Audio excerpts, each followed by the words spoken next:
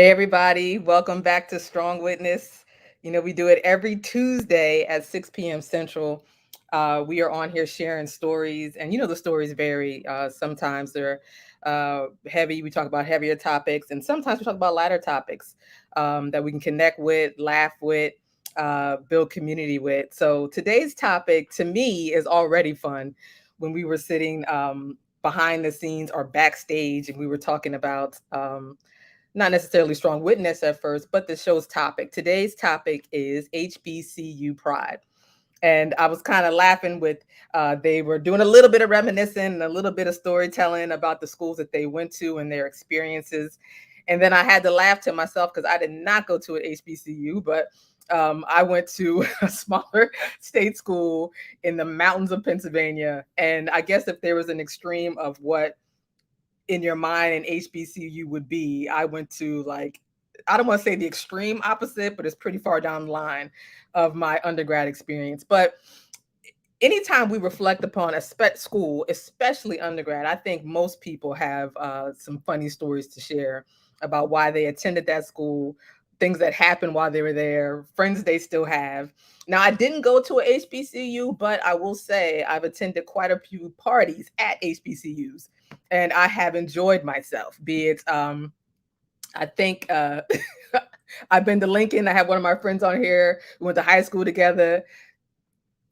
Maybe Cheney, I was at a couple times, Tuskegee, especially when I was in Alabama. So there's different places that go to and different experiences. And even now, I think now in the news, what we're hearing is the highest application or enrollment rate as of late or most recently for HBCUs. And I know the political climate especially has pushed that. And so I want you to think about, even when you're watching this. Remember now, like especially when we talk, I like to give people prompts to think about. So if you attended a HBCU, what are some special experiences that you have, and think about why you chose the school that you chose, and what memories you have from college that you want to share. If you didn't attend the HBCU like myself, do you sometimes reflect back and think, man, I really wish I would have went to a HBCU? Like hindsight, man, I wish I would have applied or went or went that route. So I do want you to think about that.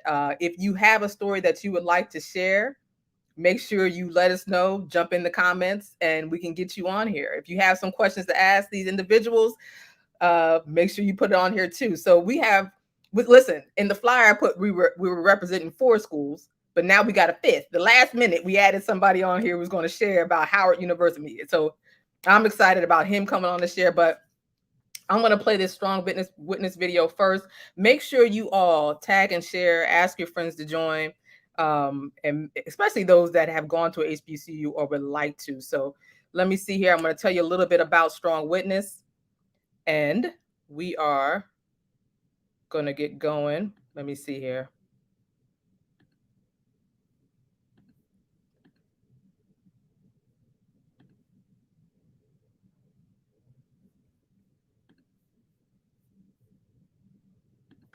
Hey everybody, this is Latoya. Just wanted to jump on and share. You see, I'm in this coffee shop right below my office, and below my office here in Fort Worth.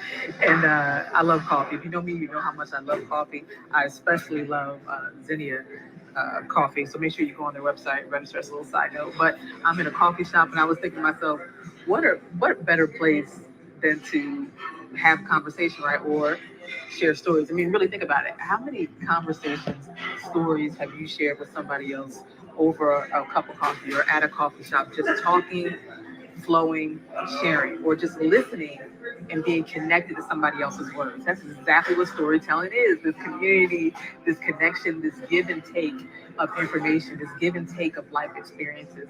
And that's why I love storytelling.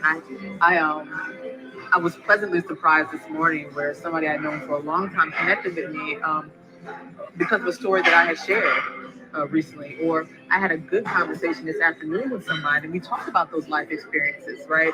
We talked about sometimes they're way heavier than others. They can be so traumatic and so heavy, but the importance of releasing these words out of us. I shared a quote this week from Maya Angelou where she talks about where she states like what happens to that story untold? What happens to those words that we shut up on the inside of us that we never speak, that we don't give life to because we try to suppress them so much? Like it drains us, it zaps us of our energy, it steals our joy when we shut our mouths on these stories. So this is what Strong Witness is about. We want to share stories, we want to share lived life experiences, stories that are true to us with other people.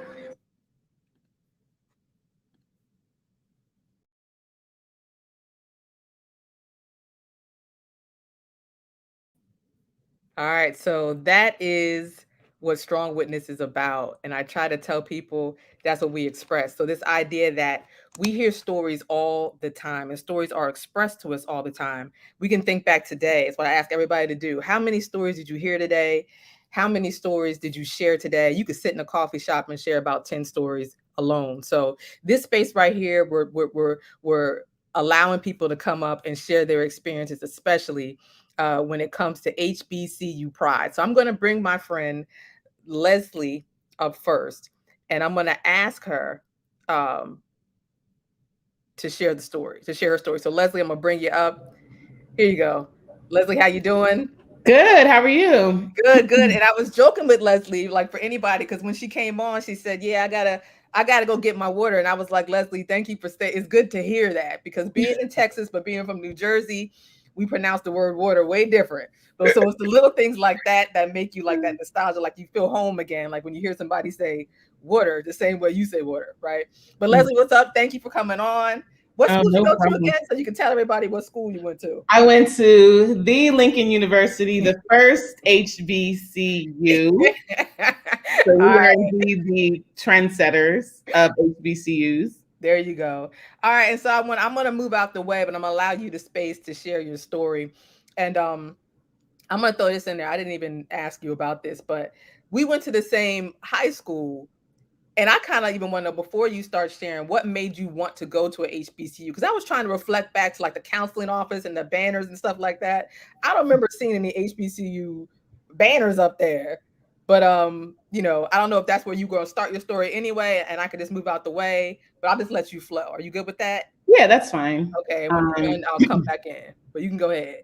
Okay, so my story starts when I was about probably 11 or 12 years old, and I watched School Days for the very first time, which was probably an inappropriate movie to watch at that age. But ever since I watched the movie School Days, I was convinced that I belonged at a HBCU. And that was the only schools that I targeted when I met with my counselor in high school. I was adamant that I had to go to HBCU. And actually, I wanted to go to HBCUs that were down south. Like, I remember having a conversation with my mother saying that I wanted to go to Jackson State. I wanted to go to Grambling. I wanted to go to Southern. I wanted to go to North Carolina A&T. And she was like, how are you going to get there? What happens if you need to come home? Like, who's going to come get you? Like, those schools are out of the question for you, because we lived in New Jersey and my mother was a single parent at that time. She had 5 children. 4 were in the home and we were all a year apart. So she was really concerned about the financial burden of me going to a school down south. So we started to look at schools that were closer to New Jersey. And that's how I chose Lincoln University. So Lincoln University was the school that I attended. And when I attended Lincoln, I was 17 years old. I've always been like a early school starter. So when I left high school and started at Lincoln, I was 17. And, when they say college is a whole new world, I literally felt like I was in a whole new world, even though I was only about an hour and 15 minutes away from home. I felt so far removed from home. And when I stepped foot in that campus, I knew like this was it. Like, I made the right decision. And there's so many like differences. Like, one of the things that even other African Americans I met along the way, they say, oh, well, when you go to HBCU, you're going with other Black students. Like, how is that any different? And that is like the biggest misconception with HBCUs. Like, everybody is different. Like, I met so many different people attending this HBCU that, that question never entered my mind, never dawned on me. Like, and my roommate, I was a freshman, but because I came on board late, I actually had a junior as a roommate. So I felt like I got two different experiences. I got the freshman experience, but I also got like an upperclassman experience, because once we connected and we really became really good friends, I was in her world too. So I hung out with a lot of upperclassmen. I went to a lot of outside campus functions with her. I went to a lot of different in-campus functions with her, but I also had friends that I made as being a freshman. So I also did freshman things as well. So that's like part of my experience as I entered into Lincoln. And as the years, went on, as I became a sophomore, a junior, a senior, like everything just evolved. Like I was becoming like very mature. Like as the years went on, I was, opening up a little bit. I was very shy. Our high school that me and Toya went to, we had, a large African American population, but there was considerably more Caucasian students than there were African American students. So I was very shy and reserved when I went to Lincoln. But, as the years went on, like I definitely started like spreading my wings a little bit more. I, joined different organizations, became friends with so many different people, and just really tried to immerse myself into, everything that Lincoln had to offer. And even throughout my years, like my grades got better. Towards the end of my, senior year at Lincoln, I made the dean's list. I had like a 3.8 GPA. And I really started taking my education more seriously. Now, of course, when I first got there, it was like, okay, I'm 17, I'm still young. I can, play around. But of course, there comes a point where you have to, really focus on your education and focus on what you really want in life. And Lincoln really afforded me that opportunity. There's a couple of great memories I have from Lincoln. To pinpoint one or two, it would have to be like the conversations that I would have with my professors after class.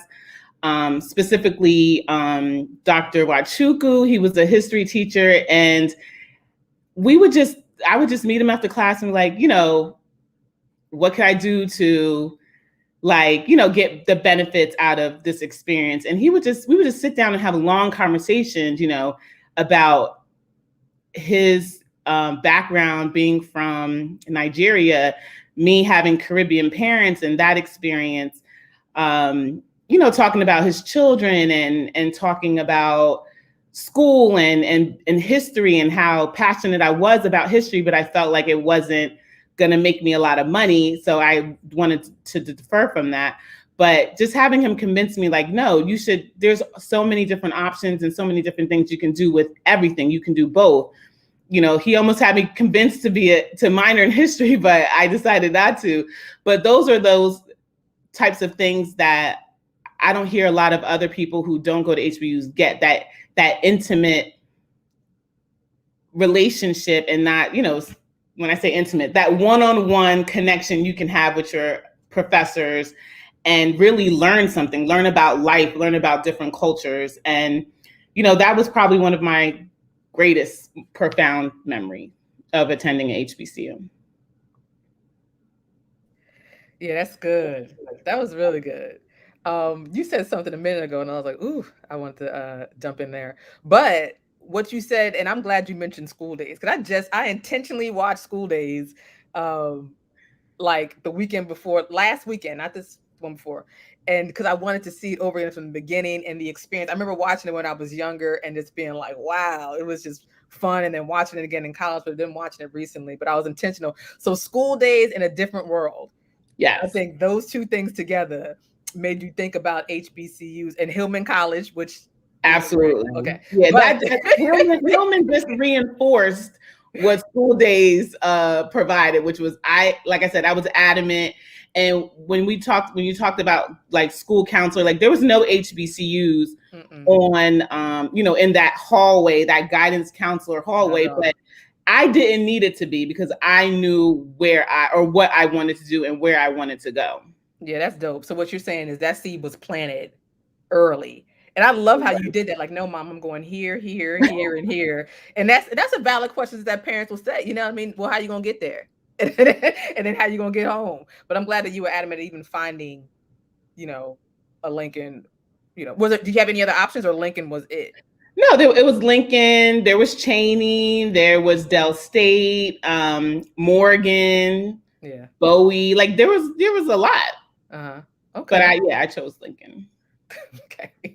I'm laughing because Carla just sent me a text message. I don't know why she didn't put it in the chat, but What did she yeah. say? I'm She said dying. she didn't speak to any counselors. I don't even know Carla went down the hallway with the guy to anything. So, so it was tucked away, but that was dope. Thank you, Leslie, for saying that. And you're right. I think what you're saying is, and hopefully when we hear from the other three too, what they'll talk about, just that intimate experience you said you had. You can have these conversations. But I love what you said. That was it. Just because you go to a HBCU, everybody, it's not blanket that everybody is the same and thinks the same and operates the same. You're saying there's still this diversity Oh amongst the yeah. Black community, and that's the beauty in it.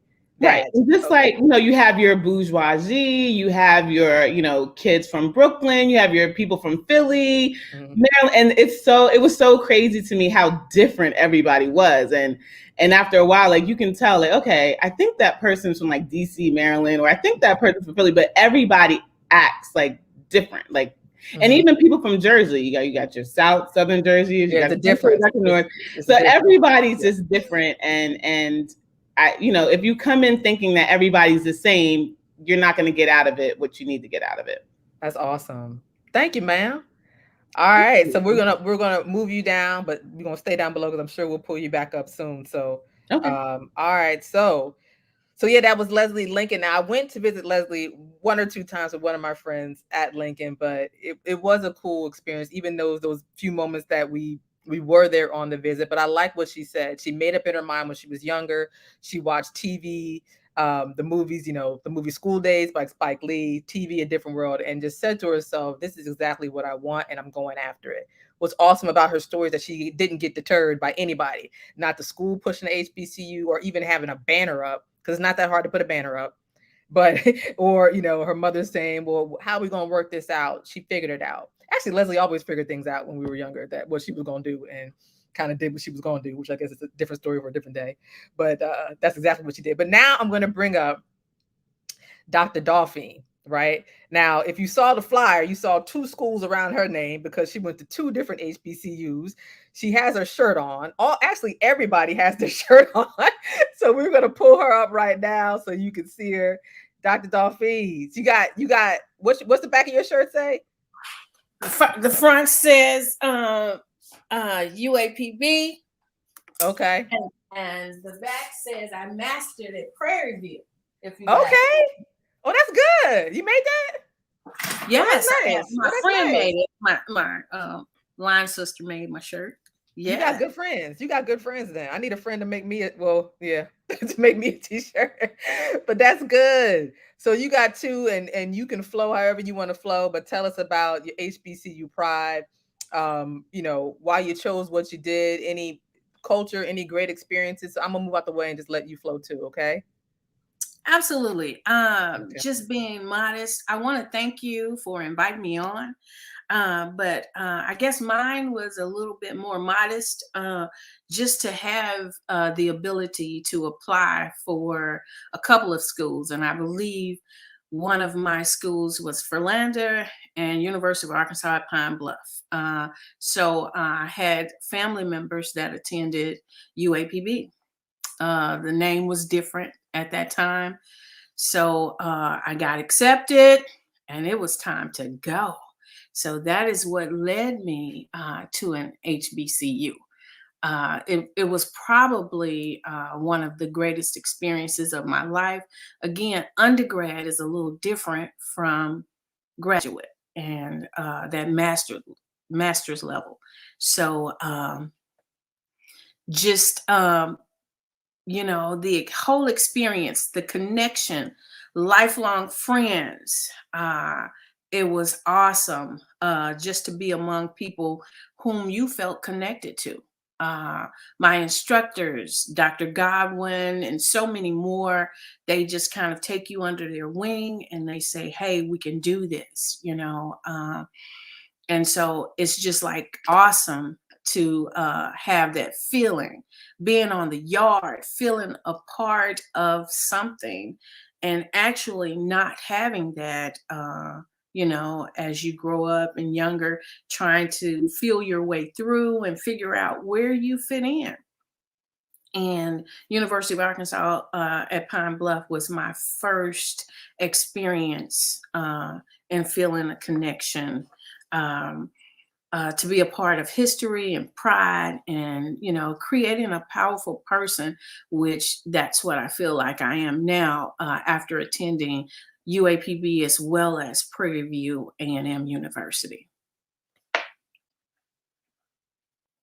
Now, my greatest memory, Okay. I would have to say it's being on the yard, football games, the bands, award ceremonies, everything. I believe I was just in a little of everything, but it's nothing like all of us getting together, cheering for one team and just being, together and experiencing that. It's like awesome. It was nothing like the bands at a historically Black college or university. It's just nothing like it. And so just felt at home in that environment. Of course, the barbecue was good. I'm down south, University of Arkansas at Pine Bluff. Stepping on the campus of Prairie View, I felt privileged. Again, I was at a mastered level, but just being a Panther was awesome. I felt like I'm here again. And so these are my people, the connection and helping me feel a part. Again, I experienced the Hillman and Different World, and I just did not uh, think I would be able to experience that. And I did. And so when I see those reruns now, I said, I lived that. And that's something I can't explain to my children, who we had the discussion of HBCUs and why they were so important. And just to have a part of that history as well as the experience was awesome. Any other questions? No, that was good. And you mentioned like stepping on the yard, and that was an experience by itself. If you can talk about that, because I know like when I went to visit, and sometimes I'd be there during the school day, but that's a different story. When I went to visit, like especially or a party after a football game, when I went to visit some schools, and it's just the idea, or during the daytime, I'm hearing even being on the yard is like a party. Like, what's that experience like? So it's not just like going to class and pass, but it's like community spread out. It's like a block party, and I don't know. I guess I can kind of see like talking about homecomers apartment. Maybe Cornell, especially, will be able to talk about that. Where he went, but just the idea of that experience of being on the yard and culture and community and showing up. What was that like? Well, let me just say this. Anyone attending an HBCU, they're going to have their own stories. Now, to me, I know we have Howard and all of the other Lincolns and all of that. But for me, the University of Pine Bluff was where it was at. And then again, when I stepped on Prairie View's campus, just feeling or being a part of that experience made me feel like I belong. And that's how they treated me. If I attended there, you're in, and the camaraderie. I remember the student unions During lunchtime, the student union is where everything went down. So you saw the fraternities, the sororities, you saw the friendships that people that were bonding, they were playing cards, they were buying books. That's where we had our discussions. It was like one big community. Everybody's just interacting, talking to each other, helping each other out. It was awesome. I just really, really can't say that enough. That entire experience, it kind of lifted me and started the journey of me becoming the person that I am today. So education was always important. And I just feel privileged that I was a part of, the HBCU experience. And that's a good point too. Before you end. Now you got all of you, most of you have the you're wearing your t-shirt of your school, right? So I was told recently that if I didn't go to the HBCU, the person said it respectfully because we were having a conversation, then I can't wear the t-shirt. Like, is it like me going out and getting a t-shirt from any big school now, like football and wearing a t-shirt? Like, is that's still cool? I can still get one, or do I have to have gone to the school to wear the t-shirt? Now, I wouldn't say that because if you repping, my school, I don't really care who wears it. It means something about the University of Arkansas at Pine Bluff or Howard or Hampton. It could be a family relative that went there. We all share in this greatness together. So I say, now I feel, let me say, I feel privileged that I did go to the school. So my connection may be different from your connection. Got you. So I wouldn't say, rep the t-shirts. Okay, got you. Okay, all right, because the person put it like it was respectfully, it wasn't rude, but kind of let me know, like, hold up now, you can't wear this one because you didn't go there. But we gonna see. Yeah, let's see. We have Anika that's saying, she said I didn't go, but she sent her daughter to PVU and she loved it and wouldn't go anywhere else. And then even being a parent showing up on campus, really loved the experience of being there. She said that our youth are more aware of being somewhere with others like them. She said, so proud she picked PVU. So kind of like what Leslie was saying, go somewhere where like culturally you feel connected and fit in. And even amongst the culture and people there's still diversity and enough to learn from everybody.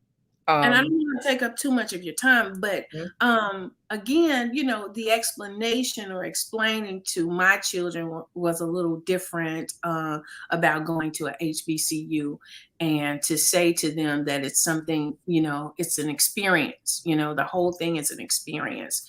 So it's a little different, they wanted to explore other options, and that was their right to do so. But I just feel like they're missing out.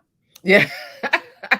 Listen, I feel like I missed out. And this is years later. And I'm still like, how can I get back and make it make sense to be back?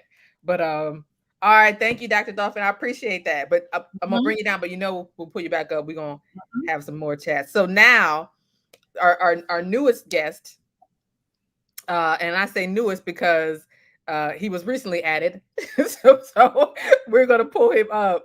But he's gonna chat about where he went to school as well. So Cornell, how you doing? I think you on mute. Let me see. Oh, there we go. There you go. Hear me now? Yeah, I can hear you now. You doing okay? I'm fantastic. Thank you very much for having me. Also, listen, I'm happy that you were here. We had a panel of women graduates, but I'm glad that you jumped in. And people say he jumped in last minute. No, really, he really did. He jumped in last minute because we called him last minute, but he came right away, and we appreciate that. So you went to Howard. I went to Howard. I don't have the shirt on, but I don't know if you can see in the back. I do have my banner hanging. I don't know if everybody can see the full. I see the end of it, and so the end of it. That's right. Says Howard. That's okay. Right. So one thing that we know about Howard, I can say me. I don't know what anybody else knows. One thing I know about Howard. Now I'm dating myself to even older hip hop music from Biggie and Puff and all that when they talked about the Howard homecoming. And so I know you're going to talk about your experience, but please, in the story, if you can share that stuff with us too, because I don't know. When I think about HBCUs and cultural experiences, that's something that I think about, that I never got that experience. And one thing about Howard, and I imagine you all can say this, just the idea that years later you can still go back to this homecoming. The people that I do know that return, and I don't care what HBCU, it's like family, and it's like they never missed a beat. You know what I mean? I think that's just beautiful. So I'm gonna move out the way. I'm gonna stop sharing your Howard story. I know you're like, you didn't even go to Howard. Now you got a Howard story. Yeah, so I'm gonna move out the way, and I'm gonna let you share, and then we're gonna go from there. Well, that's so true. Thank you again for having me, and I will talk a little bit about homecoming because I think everybody knows a little bit about Howard homecoming. But just to start with why I chose Howard in the first place, I'm from Newark, New Jersey. I kind of attended private school for most of my grammar school through high school, and so I had a very different experience.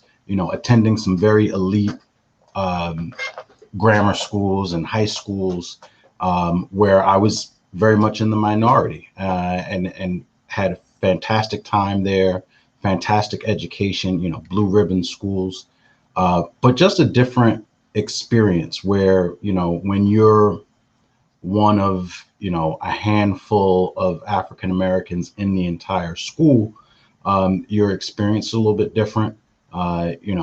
You're looked upon kind of to answer questions for an entire race of people. I can't tell you how many times the police have been called on me just going to my friends' houses. We used to, everybody entered through the back of the house, so it's just a different experience. Nothing that I would trade. So for college, when I was thinking about, college, I wanted to have a different experience than what I had growing up. And so I chose Howard for many of the same reasons that people talked about before me. If I could have chose Hillman, that's probably where I would have went. But Howard is where I wanted to be for a number of reasons. Its reputation, its history, and its location in our nation's capital. And so, to me, I think Howard is where, and everybody has their pride in their school. But it's not just, for me, it wasn't just getting an education for myself to have a fantastic career. It was, what can I do? Where can I go to learn, and how can I best help advance the causes of not just myself, but African Americans in general. And that's really the history and tradition of Howard University. And I think you feel it as soon as you step foot on campus. They're very, from pre-orientation, which was, something you had to attend before you even started school. They want you, and they drill in you to know your history, from coming from you and from your perspective, which is completely different than the history that you may learn in high schools and in certain books, coming from a different perspective. So I thought that was very important. And you can kind of, you feel the history in the classrooms that you sit in the library where you study.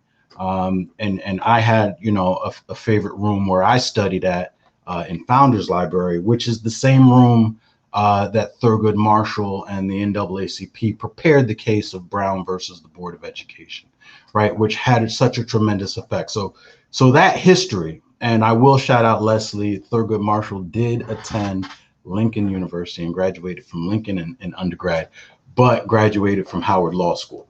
And so knowing that history, learning that history, and then just the camaraderie, the family relationship that you have with all of your fellow peers and classmates. And then Howard, located in DC, in our nation's capital, makes it unique to many of the HBCUs in that there's so much going on in the nation's capital that affects the world, right? And the country in particular.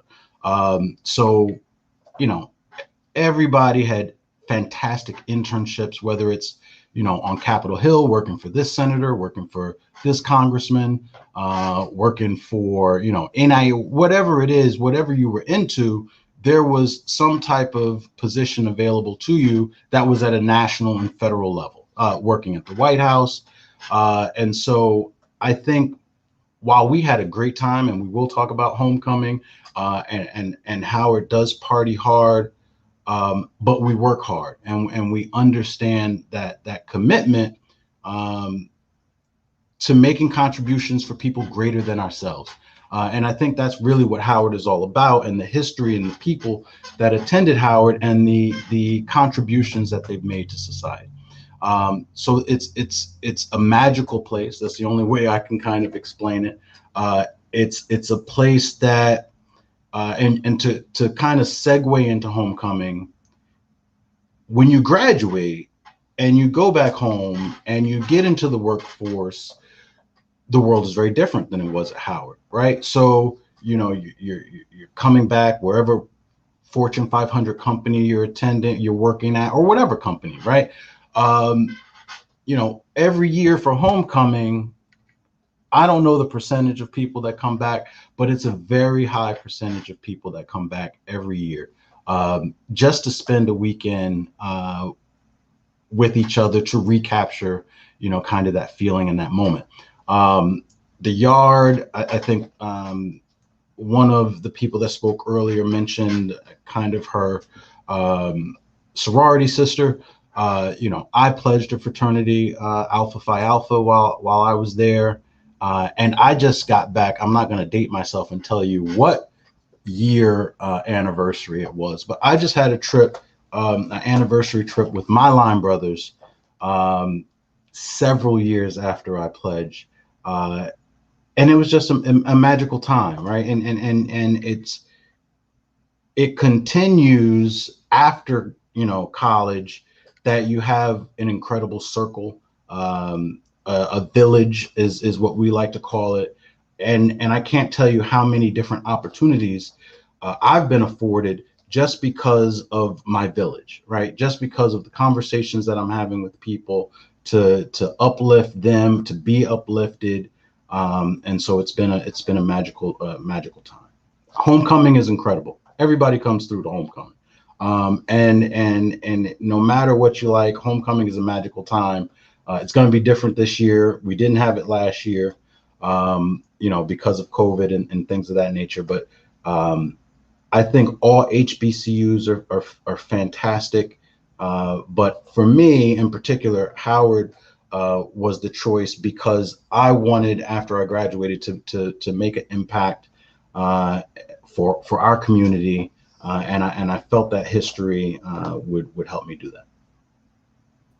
Yeah, that's good, Cornell. I think, and I did see your banner. See, when I went widescreen, I did see the banner behind it. I couldn't see it because I just wanted to add that, because as soon as I did it, I saw. Yep. And the little thing of the Capitol building, which is there, the rotunda, which reminds me of DC all the time.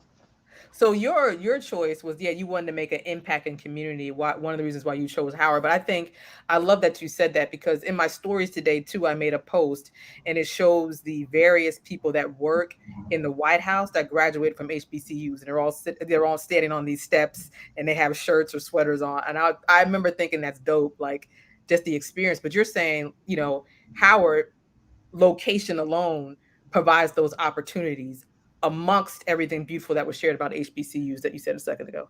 It is, because everybody comes to DC, the movers and shakers, for one reason or another, whether it's to lobby Congress or to meet with the president, and the access that you have to so many fantastic people.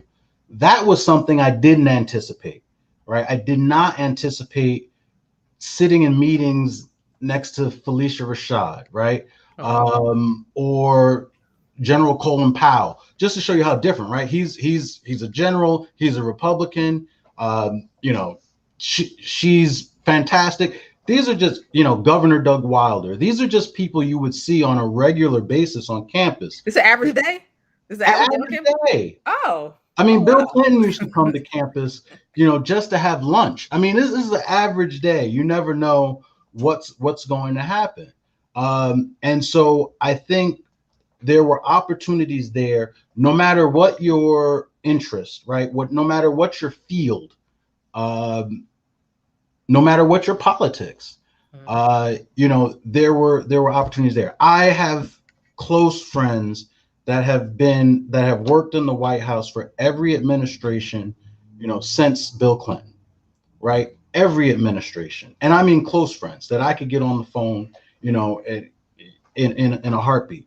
Omarosa was a professor of mine. So some of my frat brothers have worked in the Trump administration. I have friends in the Biden administration and in the Obama administration.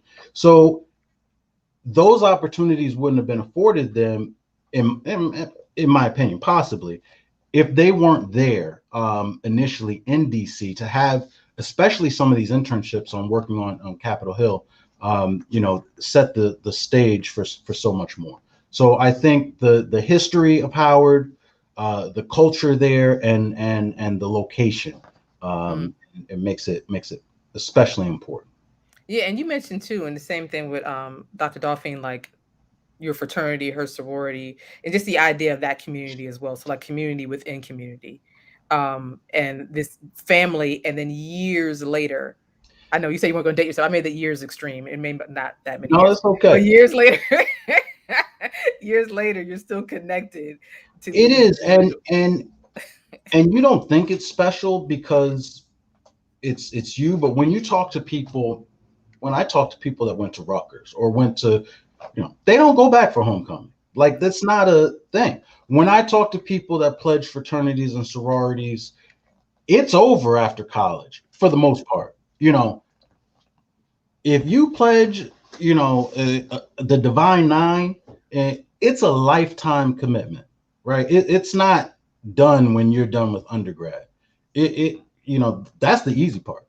It is a lifetime commitment, as is Howard, and my circles, and with social media now, there's all these group chats and group pages, and it's a family atmosphere. It's so much of a family atmosphere that I got a text 5 minutes ago from someone that I know that went to an HBCU to be here right now. Right. So, and I'm thankful for that, and I'm thankful for you for putting this on.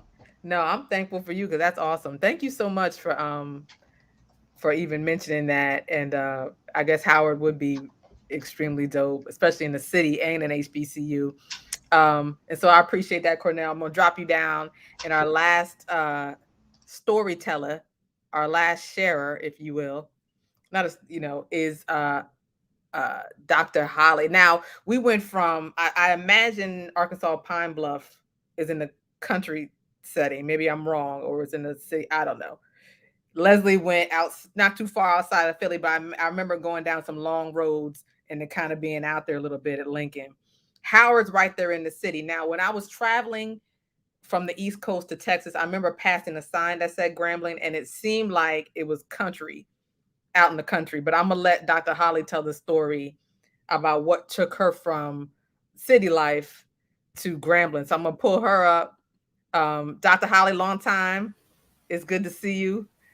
When I saw you like earlier when we chatted, I remember I wanted to say, I haven't seen you in a long time, but now I can say I haven't seen you in a long time. I see you ready. You got your Grambling shirt on. And you're going to share the story of, I know you heard what everybody else shared, but also just share your experience about why Grambling, why from the city.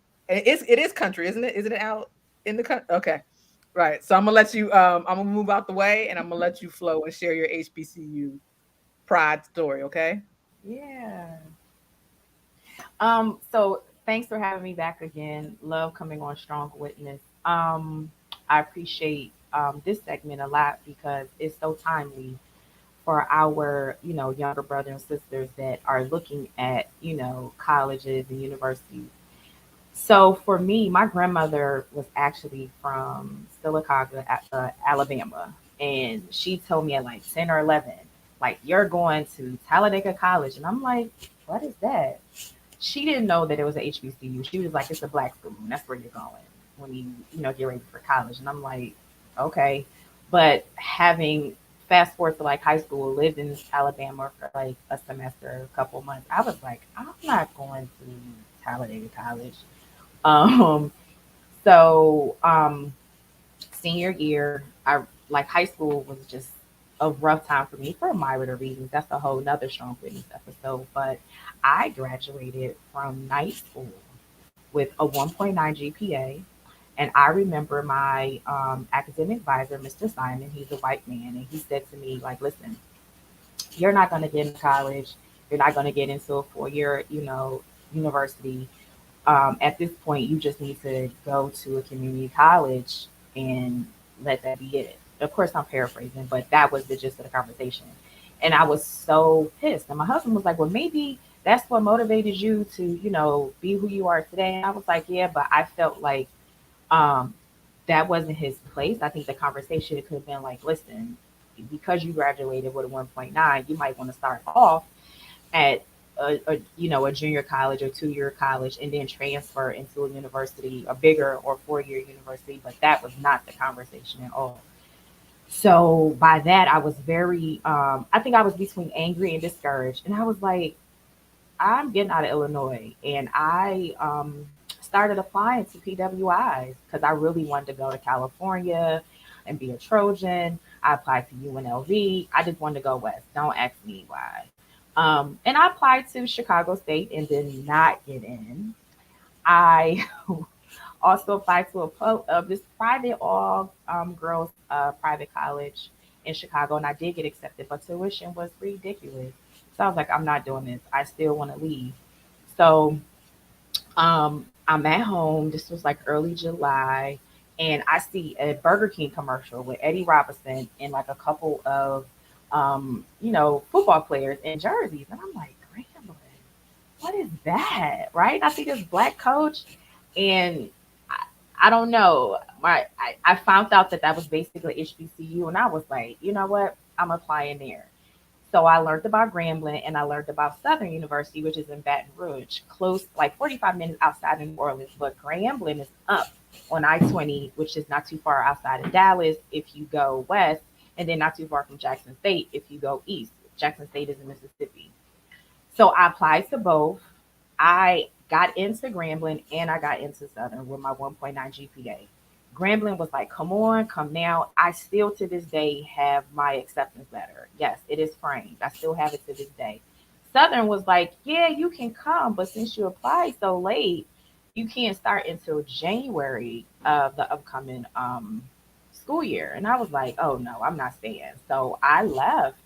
My mom helped me pack up some beds and we hit the road. We went to Grambling and that exit that you're talking about, you take the exit and you driving into town and you see this hill. And I'm like, oh my gosh, I see a hill. I'm thinking it's gonna be like this big magnificent, like city. No, you come over the hill, it's a small, intimate but beautiful campus. And I stayed in Bethune Hall, second floor. Um, and Grambling was just like, I would say for me, because I graduated, I minored, I partied, so I did a 5 year bid, but it was like a 5 year family reunion because everybody was just like for everybody.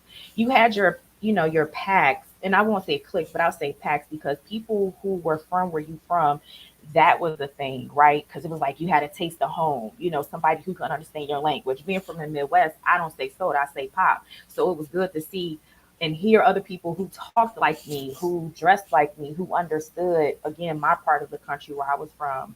And I met people from Philly, I met people from New York and other parts of the country. But it was great to see the cultures within the culture. It was great to learn about those cultures from people who lived in other places who were coming from rural parts of the country, like Buffalo, New York. I've never been there, but met black people from Buffalo, even from Alaska. Yeah, met black people from Alaska. That was pretty cool. I immersed myself into everything because I majored in communication, so I did like a lot of stuff.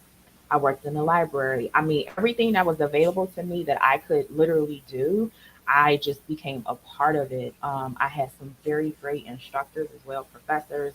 Um, yeah, I just really enjoyed it. I can't say like what my greatest moment was because I've had so many. You know, Erica Badu went to Grambling. She came there so many times and did concerts, and just seeing her live. But it, I mean, the great memories are just endless. To long story short, so I am happy to be a graduate of the Grambling State University. I like what you thank you, Dr. Holly, for sharing that.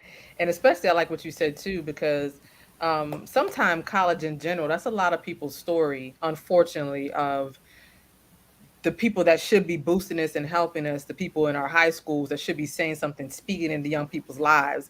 Sometimes they say things to try to kill our dreams of what we want to do. And so it's almost, not almost, Grambling did a huge part in I don't want to be too extreme. I want to say like saved your life, but like really put you on course because of just how things opened up. You know what I mean? And I hate that person spoke those words, but I'm so glad that you were like, absolutely not. Like I got planned. I'm out of here.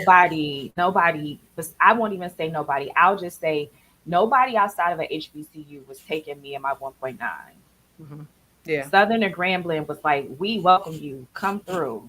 Yeah. Like, you can come here and get your education because you applied and you want to do this, we accept you. But Yeah. nobody else was checking for me outside of HBCUs. And I think you're right. That's one thing that it affords us.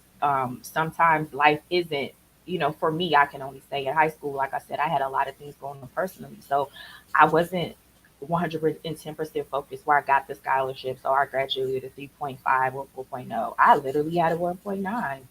And again, HBCUs afford us that space because we come from so many different types of backgrounds. So if I'm not that student and I make up that quote unquote prototype, right? I Hmm. was in. And so I'm really, really just like grateful for that. And so since 2010, y'all, I have been trying to teach for HBCU, but as you guys know, a lot of curriculums or courses are not offered online. But let me tell you, I stayed the course. So it Hmm. took me, this is 2021. So if you do the math, that's Hmm. what I don't know, but it's over 10 years.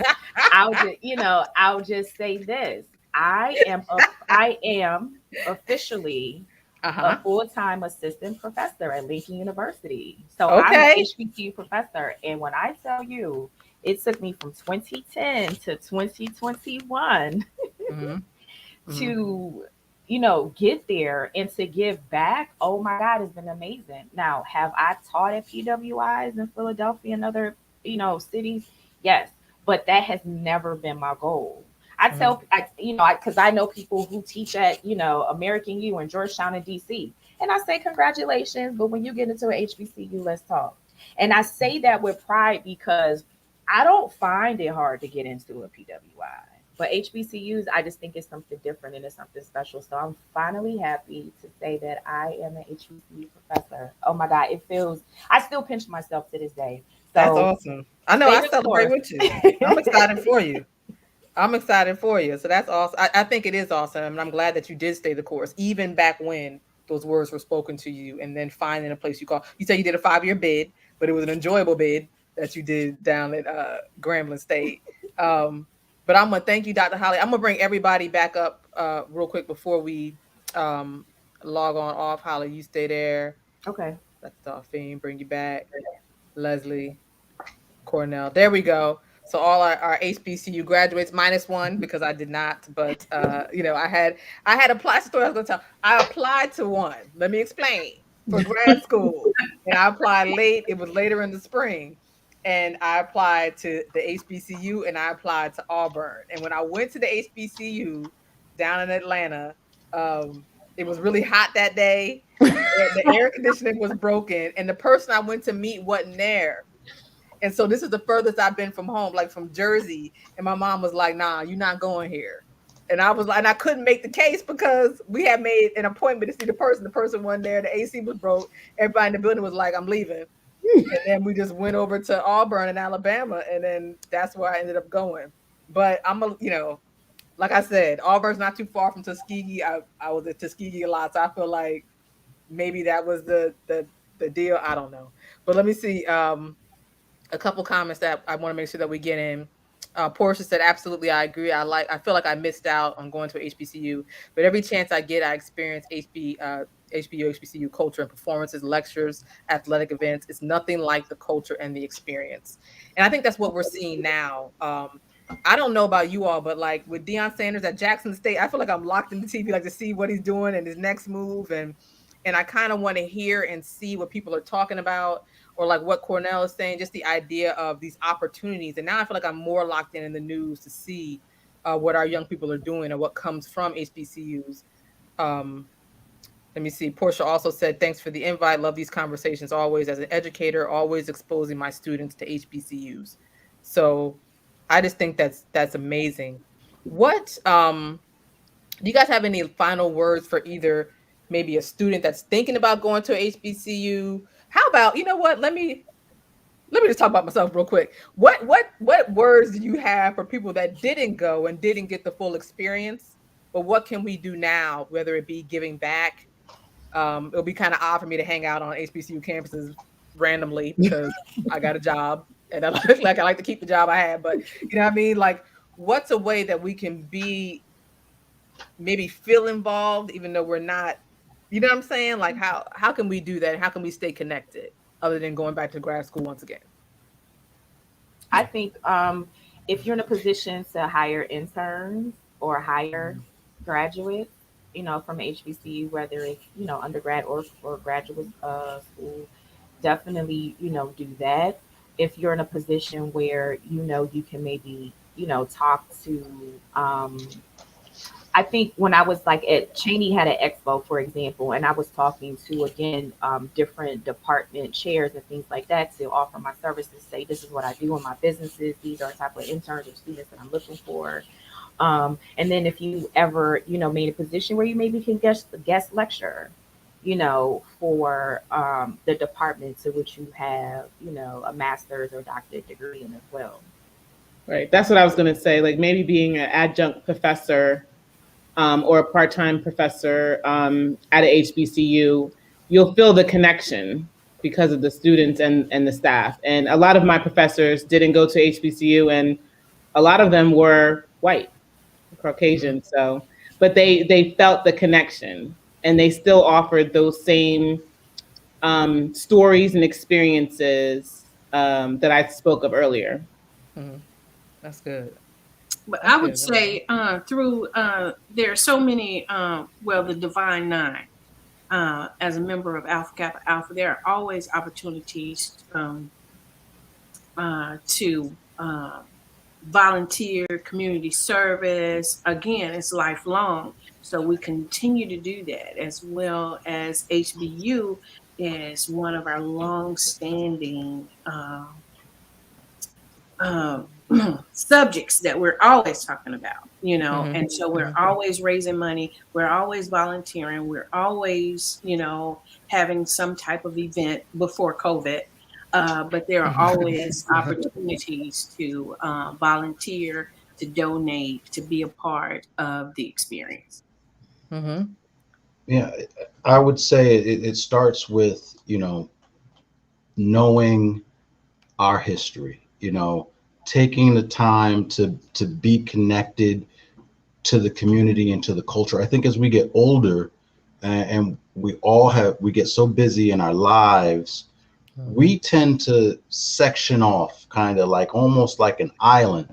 And so getting involved, whether it's your church, whether it's, community groups, organizations, Dr. Valencia said the Divine Nine, but whether it's the NAACP, the Urban League, getting involved in these organizations where we are together and working on something positive, that always brings me, back kind of in touch with that same feeling that I had at Howard, right? And understanding that we have come so far, but yet and still we have, so much further to go, and we need you. The culture needs you. And I think, that kind of goes why I went to Howard, right? The culture needs you, and we are, and from going to some of the most elite, private schools, to going to Howard. And I think in her book, Mrs. Obama says it so perfectly. You know, the people in these rooms are not more impressive than us.